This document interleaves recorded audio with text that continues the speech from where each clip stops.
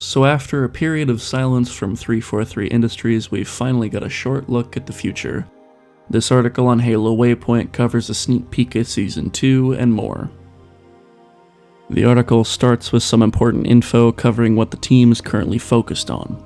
Priority 1 is addressing issues negatively impacting the player experience. Priority 2 is completing Season 2 and delivering it as promised on May 3rd. And Priority 3 is continuing work on Campaign Co-op, Forge, and Season 3. We also get a piece on what is described as Priority 0, which can be summarized as Team Health. It has an emphasis on a sustainable development rhythm that can deliver great experiences to all of us while keeping a healthy work-life balance for the development team, which is super important, and I'm glad they're taking their health seriously. If I've learned anything about video game development, I've learned that it's great until everyone is working 60 hours a week and sleeping in the office to try and get a decent product shipped, which I would never want to do, so I understand they wouldn't want to do it either. Next, they cover what is called the Hot List in the Priority 1 section. Since the launch of Halo Infinite, we have been carefully tracking and analyzing all critical issues negatively impacting players' experience with the game and supporting services. The internal name we have for this process is the Hot List. Every week, we refresh the Hot List with new insights and review issue prioritization and progress towards fixes. The Hot List contains everything from known issues, such as a player progression system, and unknown issues, such as BTB exploding and malfunctioning after the campaign launched. Fixing unknown issues has been the primary use of the system up to this point, so hopefully they can start branching out to those known issues now, and get us that player progression system within a timely manner, because oh my god, I need that. It is also mentioned that a publicly viewable version of said hot list is in the works, so we can know what the team plans on working on moving forward, then pointing readers to the underutilized Halo support site if they are having issues. We are then informed that Season 2 will be called Lone Wolves, along with some snazzy themed info to tell us a bit about the concept and concept art showing off a pair of Lone Wolves. Lone Wolves seem to be an evolution of headhunters from previous generations of the Spartan program, so I'm interested to see how they can incorporate them and differentiate them from headhunters. Then, we get a look at some sick World War II steampunk-looking armor via this concept art, and it's just...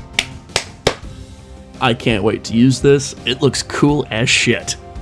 In the last bit of the Priority 2 section, we are told that 3 game modes will be included in Season 2.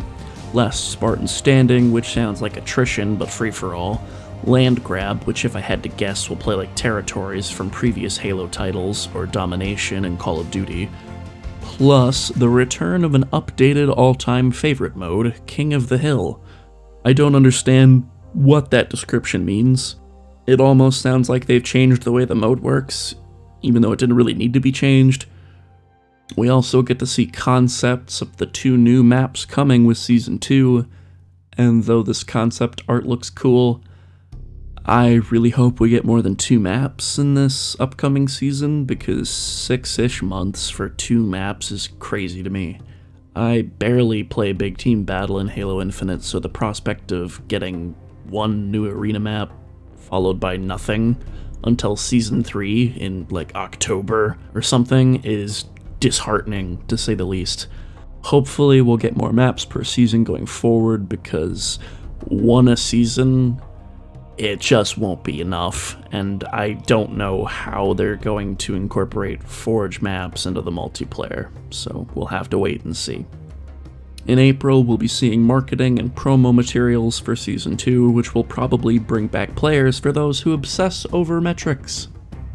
Unfortunately, the Priority 3 section is pretty depressing to me by comparison. The main issue here is Campaign Co-op won't launch with Season 2.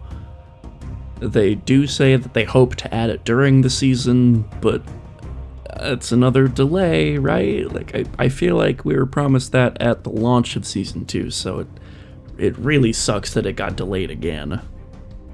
The team still hopes to launch Forge with Season 3, but with the way things have been going, I'm not sure if they'll make that mark. I hope they do.